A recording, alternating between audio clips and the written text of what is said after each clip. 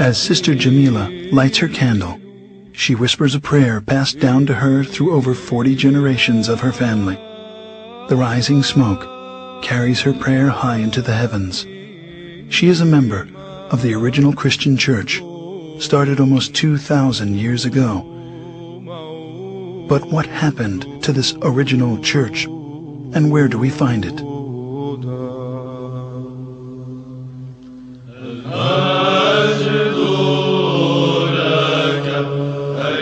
At that time, those believers in Jesus Christ joined together with the apostles, establishing the first organized church community in the city of Antioch. It is there in Antioch that they were first called Christians, as stated in Acts 11:25.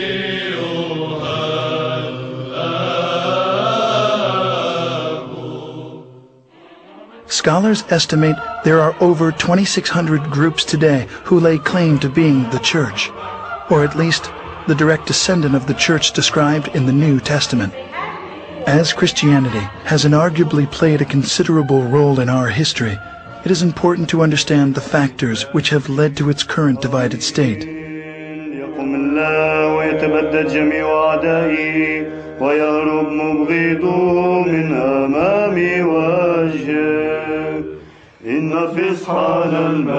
With the birth of the Church of Jesus Christ at Pentecost, the apostles made many missionary journeys.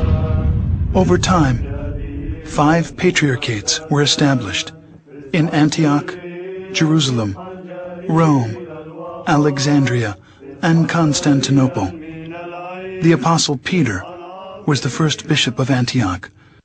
12 years later, he became the first bishop of Rome, leaving the apostle Paul as the head of the Antiochian church, while James, the brother of Jesus, was the first bishop of Jerusalem.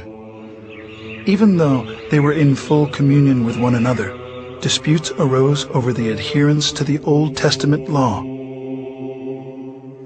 James gave the solution to settle all doctrinal and moral issues through ecumenical councils, and the church flourished for 1,054 years.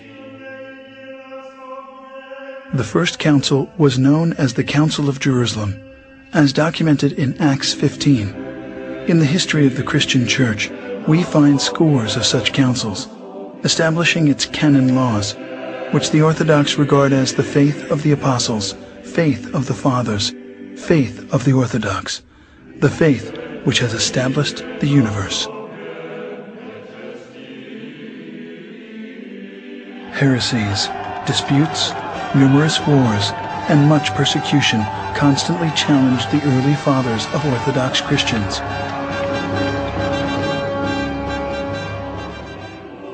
But because the church was unified, it continued to survive. At the Ecumenical Council in 325 at Nicaea, the bishops decided they needed a creed. After much prayer and some 90 years, what's known today as the Nicene Creed was finally written.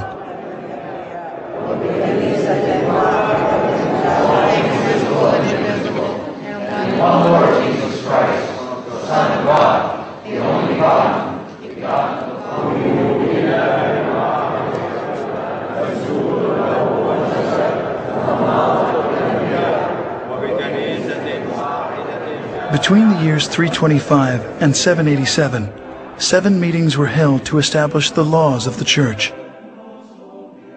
These became known as the 7 Ecumenical Councils. The faith of the Church at the close of its first 1,000 years was the same.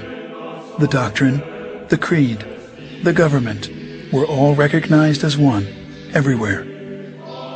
This one church was the Orthodox Church, which has weathered many attacks. This cohesion, however, was soon to end. As the first millennium was drawing to a close, tensions began to mount between the Western Church, Rome, and the 4 Eastern churches. The bishops of Rome began to claim authority over the other 4 churches, on the claim that the Roman Patriarch was the only true successor of Peter. two giant issues emerged. First, Rome's declaration of the Pope's supremacy, and second, that the wording of the 700-year-old creed be changed. As disunity led to conflict, a cardinal was sent by the Roman bishop to slap a document on the altar of the church in Constantinople during a Sunday worship, excommunicating the Patriarch of Constantinople from the church. The final consequences of these tragic events was a massive split. The Great Schism occurred in the year 1054. Pursuing his claim of universal headship of the church, the Patriarch of Rome broke from the other four churches, creating the Roman Catholic Church, independent of the other.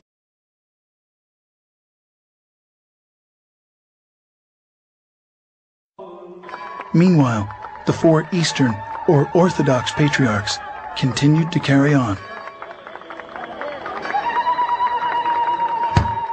In 1517, a little-known German monk named Martin Luther, protesting certain Roman Catholic practices, nailed a 95-point thesis to the door of the Roman Church in Wittenberg. His critique started what is now known as the Protestant Reformation. Fueled by complex political, social, and economic factors, in addition to religious problems, the Reformation spread like a raging fire into virtually every nook and cranny of the Roman Catholic Church. As decade followed decade, many branches of Protestantism took various forms. Different divisions insisted they were neither Protestant nor Catholic, most wanting a less centralized form of leadership. Anyone could start their own church, which led to today's 2,600 different Protestant denominations. While many profess to being Christians, they reject the biblical data which speak of the historic church, throwing the baby out with the bathwater. Some pretended to be the New Testament church, but were seriously off base, leading many people far astray from Christ and the church. But that first church of the apostles, despite persecution, political oppression, and desertion, miraculously carried on. Today, the four patriarchates remain intact, in full communion, maintaining the original apostolic faith of the New Testament record. The holiest two Christian shrines, the Nativity, where Jesus was born, and the Sepulchre, where Jesus was buried and resurrected, are still protected to this day by the Orthodox Church. As the 165th direct successor to the Apostle Peter, the Patriarch of Antioch, Ignatius IV, presides on a street called Straight, as is mentioned in the Bible.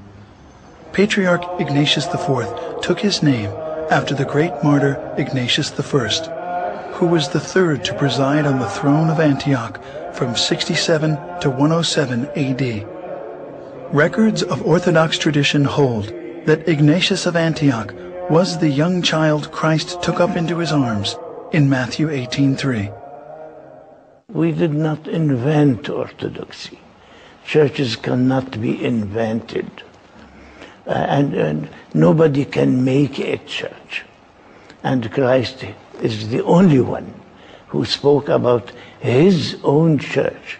And we believe that we stick to orthodoxy because it is his own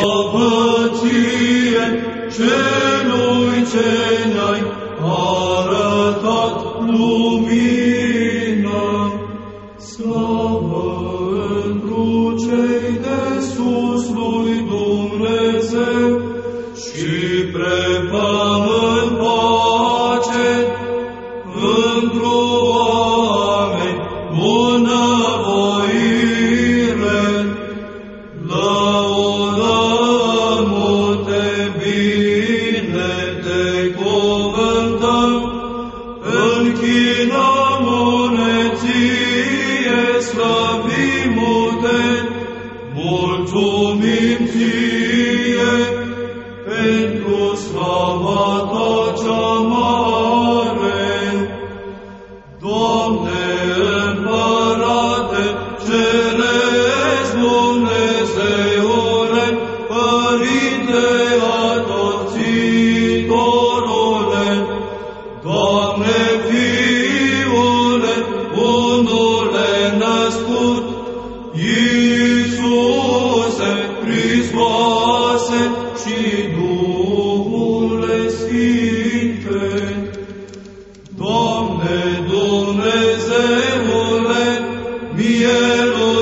Mielușelului Dumnezeu, Fiul Tatălui, Cel ce ridici păcatul lumii, miluiește-ne pe noi, Cel ce ridici păcatele lumii.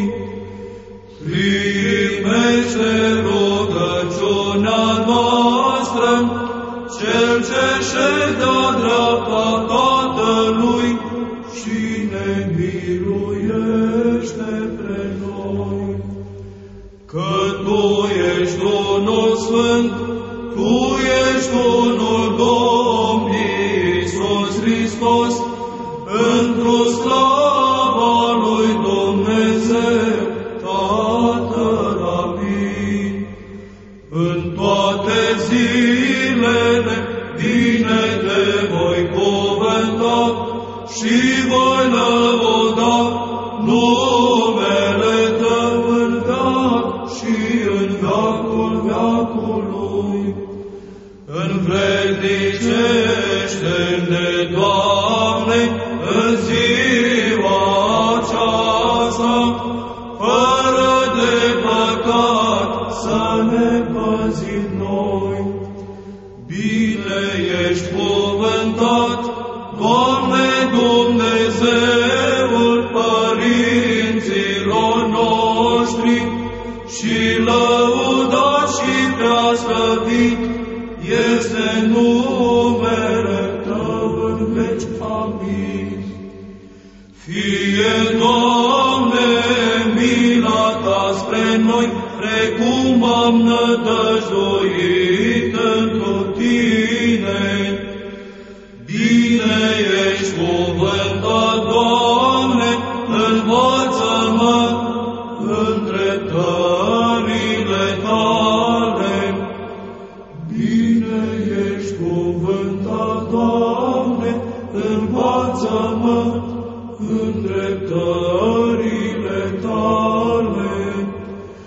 Bine ești cuvântat, Doamne, învață-mă în dreptările Tale.